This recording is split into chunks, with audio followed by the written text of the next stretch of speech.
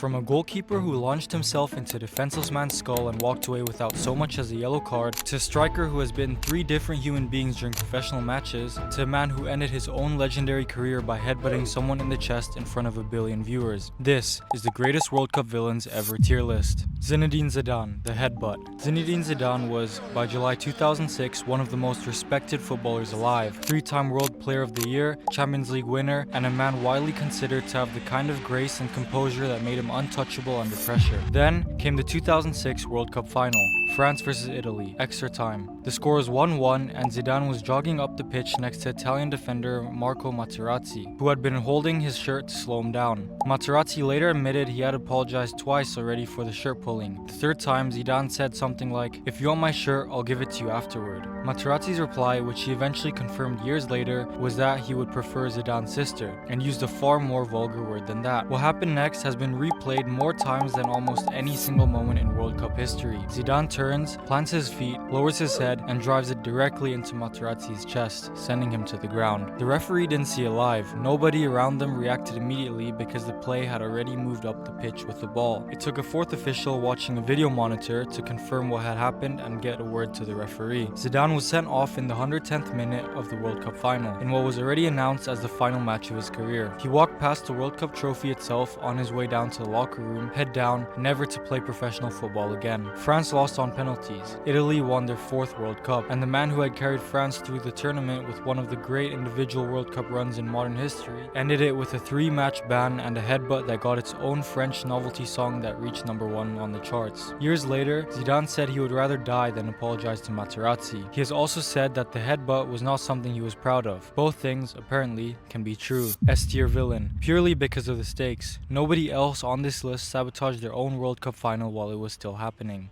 Diego Maradona, the hand of God. If Zidane's villainy was a single moment of losing control, Maradona's was the opposite. Calculated, deliberate, and immediately turned into a legend rather than a disgrace. Quarterfinal 1986 World Cup, Argentina against England. The two countries had fought an actual war 4 years earlier, the Falklands War. And the football match carried all of that tension. 51 minutes in, the ball loops up off a deflection toward the England goal. Goalkeeper Peter Shilton, who stood nearly 8 inches taller than Maradona, comes out to punch it clear. Maradona leaps with him. He punches the ball into the net with his left fist. The referee, a Tunisian official named Ali bin Nasser, didn't see the handball. Neither did his linesman, at least not clearly enough to overrule a goal. England's players surrounded the officials in fury. Maradona has since admitted he knew immediately what he had done. It was your hand? Or the hand of God? For me, man.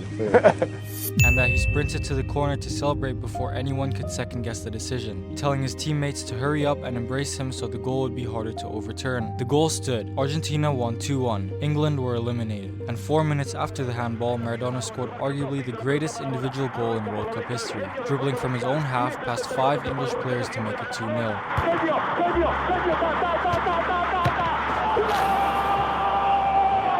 Two goals happened within 4 minutes of each other. One was theft, the other was genius. Together, French newspaper L'Equipe called him half angel, half devil, which is about as accurate a description of a single player's legacy as has ever been written. Maradona later connected the handball directly to the Falklands War, calling it symbolic revenge. England goalkeeper Peter Shilton never forgave him, not for the handball itself, but for never apologizing for it. In 2002, the shirt Maradona swapped with England midfielder Steve Hodge after the match sold at Sotheby's for over $9 million. A record for sports memorabilia. A shirt connected to the most famous piece of cheating ever caught on camera became the most valuable shirt in the history of the sport. Here's the thing though, as far as villain rankings go, this one undercuts itself. The goal was never overturned. England's elimination is barely remembered as an injustice outside of England itself, and Maradona spent the rest of his life being celebrated rather than being condemned for it. A shirt connected to cheating sold for millions of dollars. That's not a villain origin story, that's a victory lap. B tier. Luis Suarez, the bite. 4 years after the handball, Suarez was back at the World Cup, this time in the group stage against Italy,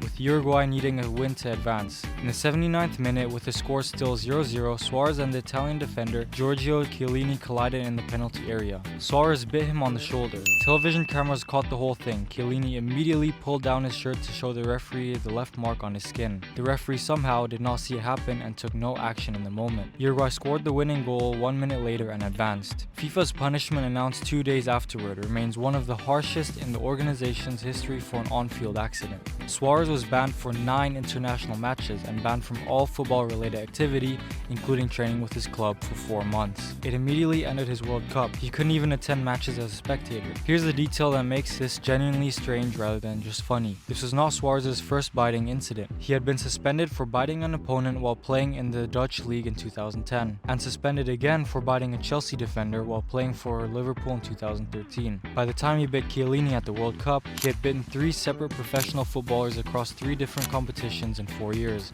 Chiellini himself, to his credit, called the 4-month ban excessive and said he held no personal animosity. Suarez later admitted the fallout devastated his family and that he initially lied to his own wife about what had happened. He said he has never spoken to Chiellini since. This one is closer to slapstick than tragedy. Nobody's World Cup dream got crushed because Suarez bit a man's shoulder. Italy still went home in the group stage that year anyway, biting or no biting. It's funny, it's bizarre, and it's the most repeated incident of his career. D tier. Harald Schumacher, the hit that put a man in a coma. This is the one people tend to forget, mostly because it happened before video review and viral clips meant everyone could see it in slow motion forever and form an opinion about it. But once you know what happened, it's hard to shake. 1982 World Cup semi-final. West Germany against France. French substitute Patrick Battiston, on the pitch for only a few minutes, ran onto a through ball from Michael Platini with a clear path to goal. West German goalkeeper Harald Schumacher came rushing out to meet him. Schumacher made no attempt to play the ball. He launched his entire body, hip first, directly onto Battiston's head. Battiston was knocked unconscious. He lost 2 teeth, cracked ribs, and damaged vertebrae in his neck. He lay motionless on the pitch for several minutes while medical staff rushed out, and Platini later said he genuinely believed his friend might be dead. The Dutch referee Charles Corver did not award a foul, did not show a card, did not even initially appear willing to stop play so medical staff could get to Battiston.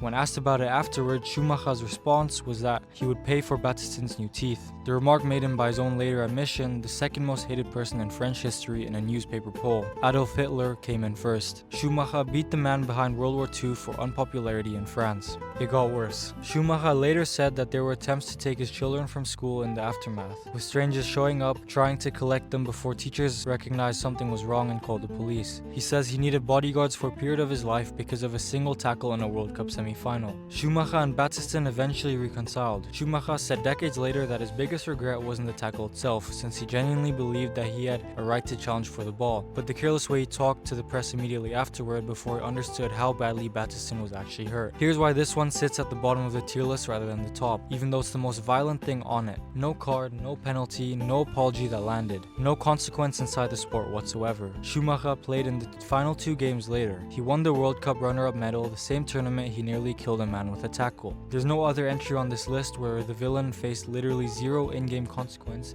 and still got to finish the tournament like nothing happened. F tier. Not because the act wasn't serious, it's the most serious act of violence on the entire list. It's F tier because football's own system completely failed to treat it as a crime, and that failure is the real villain of the story. Tim Krul, the substitution. This one is different from everything else on the list. Nobody got hurt, no rule was broken. The only crime Tim Krul committed was breaking the spirit of an opponent so completely that one commentator said it was cruel for the Dutch and cruel for Costa Rica. Who steps up? Oh, Krul has saved it! It's Krul for the Dutch!